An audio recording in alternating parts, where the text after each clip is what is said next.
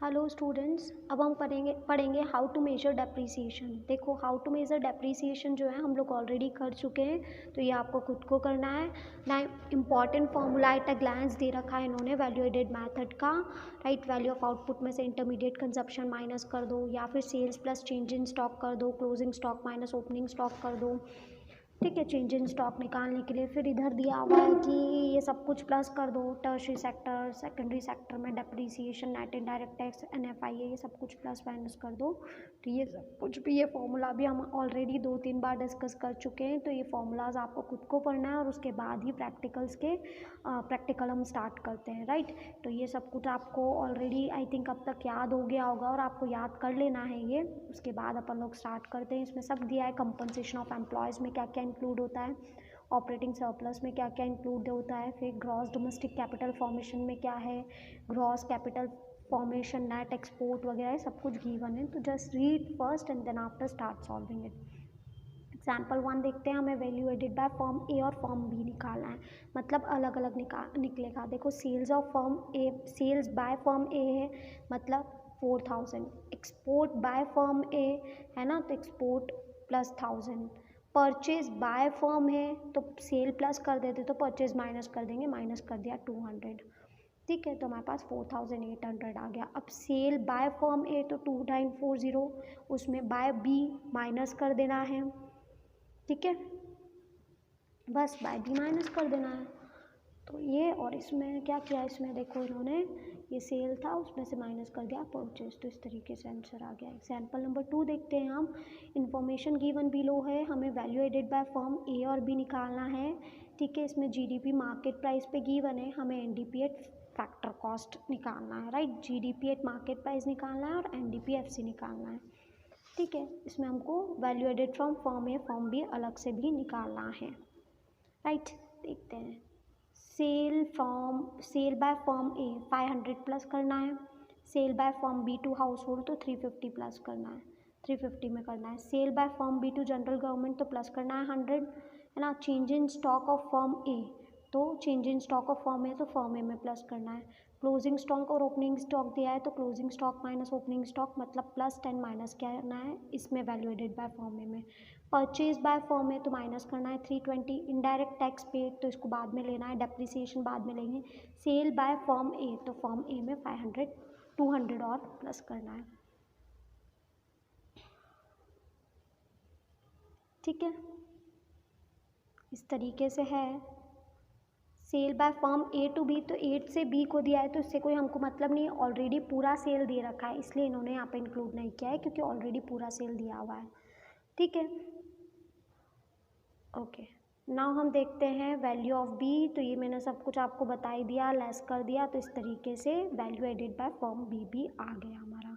अब हमें क्या निकालना है, GDP एट MP दिए आए, तो GDP MP कैसे निकालेंगे, 200 प्लस 260, 460 करोड़ जो है वो GDP MP आ गया।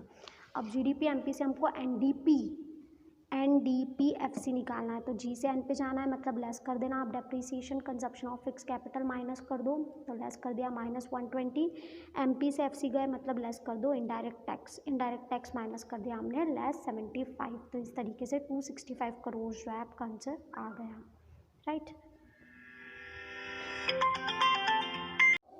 Okay, now let's discuss with example number 4। हमें क्या निकालना है, फॉलोइंग डाटा जो है फर्म एक्स का दिया हुआ है, आपको gross value added factor cost निकालना है।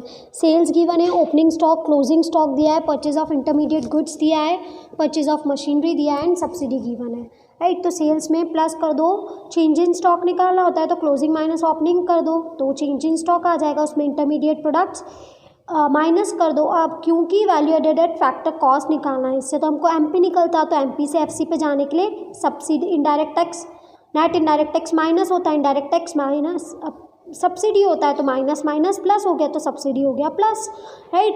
तो 50 प्लस 20 माइनस 30 मतलब 50 माइनस 500 माइनस 10 तो 490, 490 माइनस 300 तो 290, 290 प्लस 40 माइनस 290 प्लस 40 तो you will get 230, right? So in this manner 230 will be the answer. Now next question number 5 जो है सेम वैसा ही है, तो you have to do yourself। वही सेल में प्लस किया चेंज इन स्टॉक, माइनस किया purchase of raw material and plus किया subsidy. Example number 5 you have to do yourself. Having any doubt then you can call me for that.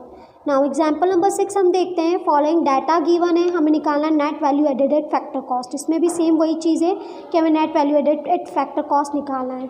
Subsidy given है, sales given है, depreciation given है, exports given है, closing opening stock given है. दोनों को minus करके change in stock निकालेंगे. Intermediate purchase minus कर देंगे. Purchase of machinery for own use है and import of raw material है. अब देखो क्या किया इन्होंने, सेकेंड प्लस फिफ्थ. सेकेंड मतलब सेल्स में प्लस किया क्लोजिंग स्टॉक, माइनस कर दिया ओपनिंग स्टॉक, माइनस क्या कर दिया इंटरमीडिएट कंजप्शन, फिर माइनस कर दिया डेप्रीसिएशन. क्यों? क्योंकि हमें नेट निकालना है, इससे तो हमको ग्रॉस निकलता, तो माइनस कर दिया डेप्रीसिएशन और प्लस कर दिया सब्सिडी. राइट. इसमें purchase of machinery for own use capital है, कैपिटल गुड्स इंक्लूड नहीं होगा, इम्पोर्ट भी इंक्लूड नहीं होगा. राइट. इम्पोर्ट भी इंक्लूड नहीं होगा. इस तरीके से हमें सॉल्व करना रहेगा. देखो लिखा है, इसमें अज्यूम किया गया है कि एक्सपोर्ट सेल्स में ऑलरेडी एक्सपोर्ट इंक्लूडेड है. इसमें इसने ये नहीं बोला डोमेस्टिक सेल्स. डोमेस्टिक सेल्स बोलता तो हम एक्सपोर्ट का अलग से ट्रीटमेंट करते हैं. इसने सेल दिया है मतलब ऑलरेडी इंक्लूडेड है. इम्पोर्ट ऑफ रॉ मटेरियल जो है हमने यही अज्यूम किया है कि वो भी इंटरमीडिएट परचेज में इंक्लूडेड है. राइट. और हमने इंटरमीडिएट परचेज का ट्रीटमेंट कर लिया है. सब्सिडी जो है as added as indirect tax is not given. Subsidy को ऐड किया है क्योंकि इनडायरेक्ट टैक्स जो है वो गिवन नहीं है. तो इस तरीके से आपको सॉल्व करना रहेगा. राइट. तो इसमें क्या अज्यूम करना है कि एक्सपोर्ट और इम्पोर्ट जो है वो सेल्स और परचेज में ऑलरेडी इंक्लूडेड है, क्योंकि वो सेपरेटली हमने पहले बात की थी कि अगर सेपरेटली गिवन हो डोमेस्टिक तो ही हम उसको यूज़ करेंगे, वरना यूज़ नहीं करेंगे. एग्जाम्पल नंबर 7 देखते हैं. Net value added at factor cost given है 100, इंटरमीडिएट कंजप्शन 75, जीएसटी गिवन है 20, सब्सिडी गिवन है 5 और डेप्रिसिएशन गिवन है 10. राइट. अब हमें क्या निकालना है, वैल्यू ऑफ आउटपुट निकालना है. तो वैल्यू ऑफ आउटपुट कैसे निकालते हैं, तो net value added factor cost में इंटरमीडिएट कंजप्शन प्लस कर दो, वैल्यू ऑफ आउटपुट निकालना है. तो इंटरमीडिएट कंजप्शन प्लस करना पड़ेगा, उसमें प्लस करना पड़ेगा डेप्रिसिएशन क्योंकि ग्रॉस निकालना है, और इनडायरेक्ट टैक्स में से सब्सिडी माइनस करना रहेगा. Net value added factor cost 100 plus 75. देखो इसमें प्लस क्यों किया है, क्योंकि हमने वैल्यू ऑफ आउटपुट निकाला है. अब चीज़ कोई बनेगी तो उसमें इंटरमीडिएट कंजप्शन प्लस होगा ही सही, तब जाके वो चीज़ बनेगी. तो 100 प्लस 75 प्लस डेप्रिसिएशन मतलब 10 प्लस जीएसटी मतलब 20 माइनस 5. जीएसटी मतलब सिंपली इनडायरेक्ट टैक्स. जीएसटी जो होता है वो इनडायरेक्ट टैक्स होता है. राइट. तो जीएसटी जो है इनडायरेक्ट टैक्स हो गया. तो इस तरीके से हमने कर लिया. तो in this manner 100 plus 75 plus 10 मतलब 185, 185 माइनस 15. राइट. तो 175, 200 हो गया. ठीक है. तो in this manner you have to calculate value of output. Now next हम देखते हैं कैलकुलेट इंटरमीडिएट कंजप्शन, जिसमें आपको इंटरमीडिएट कंजप्शन निकालना है. वैल्यू ऑफ आउटपुट गिवन है, net value added at factor cost given है, जीएसटी, सब्सिडी, डेप्रिसिएशन. देखो सेम चीज़ है, इसमें इन्होंने इंटरमीडिएट कंजप्शन पूछ लिया है. राइट. तो इंटरमीडिएट कंजप्शन मतलब क्या, आउटपुट में से सब माइनस कर दो. देखो आउटपुट बड़ा होता है इसलिए आउटपुट निकालते समय हमने सब प्लस किया. इंटरमीडिएट कंजप्शन जो है वो तो छोटा ही होगा इसलिए इसमें सब माइनस किया. वैल्यू ऑफ आउटपुट था 200, net value added factor cost 80 minus कर दो डेप्रीसिएशन माइनस 20 और जीएसटी माइनस सब्सिडी भी माइनस कर दो. तो जीएसटी 15 माइनस 5, तो इस तरीके से 90 लाख आ गया. ओके. इस तरीके से आपको सॉल्व करना रहेगा. एग्जाम्पल नंबर 8 नेक्स्ट करते हैं. एग्जाम्पल नंबर 9 ये बहुत इंपॉर्टेंट है. ठीक है. इंपॉर्टेंट क्वेश्चन ही यूजुअली आता है. क्या दिया है, ड्यूरेबल यूज़ प्रोड्यूसर गुड्स जो है, ड्यूरेबल यूज़ मतलब कैपिटल गुड्स है जिसकी अमाउंट जो है वो 10 लाख है और 10 साल तक चला है. तो 10 लाख पे 10 साल 10 लाख अपॉन 10 कर दो तो 1. ठीक है. तो ये 1 लाख जो हो गया वो हमारा क्या हो गया, डेप्रीसिएशन हो गया. सिंगल यूज़ प्रोड्यूसर गुड है 5, सेल्स है 20 रुपये की, अनसोल्ड आउटपुट है 2 लाख का और टैक्स ऑन प्रोडक्शन जो है वो 1 है. हमें क्या निकालना है, value added at factor cost. तो सेल्स में हम क्या प्लस करेंगे, अनसोल्ड स्टॉक मतलब जो चेंज इन स्टॉक है वो, तो 20 plus 2. Single use producer goods को माइनस कर देंगे तो माइनस किया 5. राइट. लेस कर देंगे डेप्रीसिएशन क्योंकि नेट वैल्यू एडेड बोला है तो लेस कर देंगे डेप्रीसिएशन. डेप्रीसिएशन कैसे निकाला, 10 अपॉन 10 1. ठीक है. लेस कर देंगे इनडायरेक्ट टैक्स क्योंकि फैक्टर कॉस्ट पे बोला है तो लेस कर देंगे 1. तो इस तरीके से 15 लाख आंसर आ जाएगा. इंपॉर्टेंट क्वेश्चन है, इसको प्रॉपर्ली समझना. इसमें इंपॉर्टेंट क्या है, यही है कि कैपिटल में से कैसे डेप्रिसिएशन निकाला है. तो क्योंकि ये कैपिटल गुड्स था तो 10/10 कर दिया, राइट, तो 10/10 कर दिया तो यहाँ पर आ गया 1। इस तरीके से हमारा एग्जाम्पल नंबर 10। अब एग्जाम्पल नंबर 10 जो है वो सेम हम कर चुके हैं, तो ये आपको खुद को करना रहेगा। नाउ एग्जाम्पल नंबर 11 जो है वो भी सिमिलर उसी के जैसा है, तो एग्जाम्पल नंबर 11 भी आपको करना है। अब एग्जाम्पल नंबर 12 हम कर लेते हैं। हमें क्या दिया हुआ है, फॉलोइंग डाटा से कैलकुलेट करना है value of output, intermediate consumption and net value added at factor cost, ये हमें निकालना रहेगा, राइट। देखते हैं क्या क्या लिखा है। Purchase of raw material from domestic market, increase in the unsold stock given है, import of raw material given है, domestic sales, replacement of fix capital, ठीक है, पावर चार्जेस है, export import of machinery, GST, subsidy and good use for self consumption, ये सारी चीज़ें given है। हमें निकालना है पहले वैल्यू ऑफ आउटपुट। तो वैल्यू ऑफ आउटपुट में हम क्या करेंगे, सेल्स प्लस एक्सपोर्ट कर देंगे, क्योंकि यहाँ पे क्लियरली लिखा है डोमेस्टिक सेल्स, तो डोमेस्टिक सेल्स अगर लिखा है तो उसमें हमको डोमेस्टिक सेल्स में एक्सपोर्ट प्लस करने पड़ेगा। डोमेस्टिक सेल्स में हमने क्या किया, एक्सपोर्ट प्लस किया, इंक्रीज इन अनसोल्ड स्टॉक जो है उसको प्लस कर दिया, और गुड्स जो कि सेल्फ कंजप्शन के लिए यूज़ हुए उसको भी प्लस कर दिया, राइट। तो इस तरीके से हमारे पास वैल्यू ऑफ आउटपुट आ गया। इंटरमीडिएट कंजप्शन कैसे निकालोगे, तो रॉ मटेरियल जो कि डोमेस्टिक मार्केट से लिए हैं उनको प्लस किया, इंपोर्ट प्लस किया और पावर चार्जेस प्लस कर दिया, तो इस तरीके से आपके पास इंटरमीडिएट कंजप्शन आ जाएगा। अब हमें निकालना है net value added at factor cost, right. तो वैल्यू ऑफ आउटपुट में से माइनस कर दो इंटरमीडिएट कंजप्शन, है ना, तो तुम्हारे पास वैल्यू एडेड आ जाएगा, उसमें जीएसटी और सब्सिडी माइनस कर दो, तो आपके पास value added at factor cost आ जाएगा। अब आपके पास चाहिए आपको नेट वैल्यू एडेड, मतलब minus replacement of fix capital भी करना पड़ेगा, मतलब माइनस डेप्रिसिएशन भी करना पड़ेगा। तो ये सब कुछ करने के बाद आपके पास ये क्या हो जाएगा, 10 - 30 -20 -20 माइनस तो +20 हो जाएगा, ठीक है। तो इस तरीके से आपको सॉल्व करना रहेगा, राइट। अब हम देखते हैं क्वेश्चन नंबर 13। क्वेश्चन नंबर 13 में कैसे करना है, तो फॉलोइंग डाटा दिया हुआ, उसमें हमको NDPFC निकालना है। NDPFC सेल्स गिवन है, तो तीनों सेल्स को प्लस कर दो, 1000 + 1500 + 700। नेट इनडायरेक्ट टैक्स गिवन है, तो इसका ट्रीटमेंट अपन बाद में देखते हैं। ओपनिंग स्टॉक दिया, ओपनिंग स्टॉक प्लस कर दो, 50 + 40 + 20। इंटरमीडिएट कंजप्शन माइनस कर दो, 300 + 750 + 250।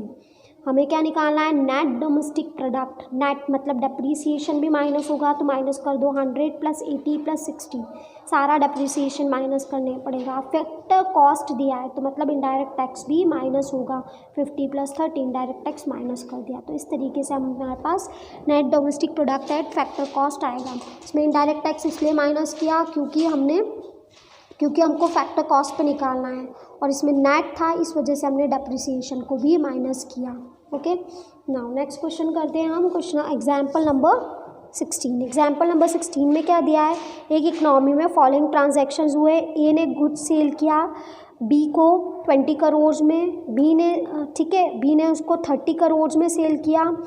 फिर सी ने हाउस होल्ड्स को सेल किया 40 करोड़ में, और गुड्स जो है 10 करोड़ के अनसोल्ड रह गए, राइट। तो value of input of firm is assume to be 0।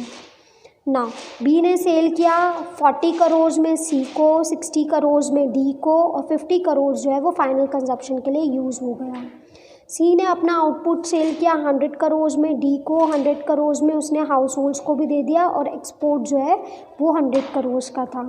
D ने सेल किया 300 करोड़ में हाउस होल्ड्स को, और 100 करोड़ टू गवर्नमेंट को। अब हमें निकालना है value added by each firm, total value added and total consumption expenditure, right. अब इसमें देखते हैं उसने क्या किया, ए ने सेल किया बी को 20 में, सी को किया 30 में, हाउस होल्ड को सेल किया 40 में, और अनसोल्ड स्टॉक रह गया 10।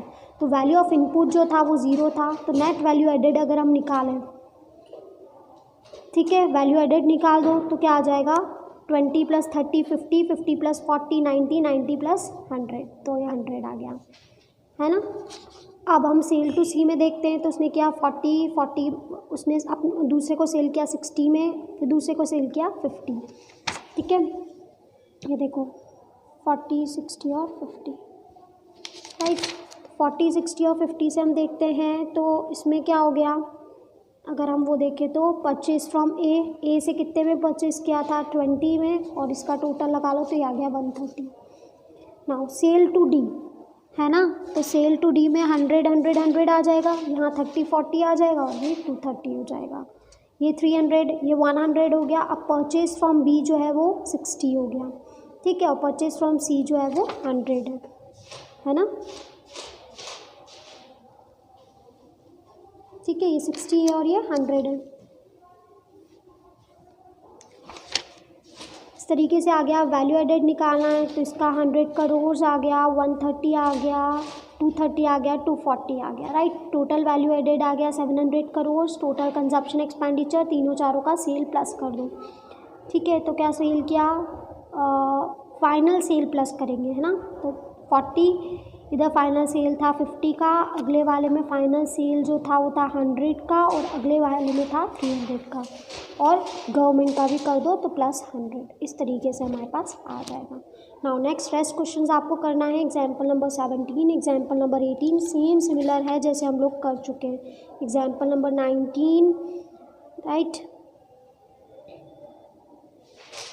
एग्जाम्पल नंबर 19 तक आपको खुद को करना है। सारे सेम क्वेश्चन है जो हमने कर रखे हैं। ये वाले क्वेश्चन जो है स्पेशली कौन से वाले, एग्जाम्पल नंबर 16 से, एग्जाम्पल नंबर 16 से जो क्वेश्चन है 17, 18, 19 ये आपको खुद को करना है। इस टाइप के क्वेश्चन हम कर चुके हैं, और साथ साथ में ये क्वेश्चन जो है जनरली नहीं आते हैं एग्जाम्स में, तो आपको प्रिपेयर तो करना है, बट ये जनरली एग्जाम्स में नहीं पूछे जाते, या this question are less important as compare to others.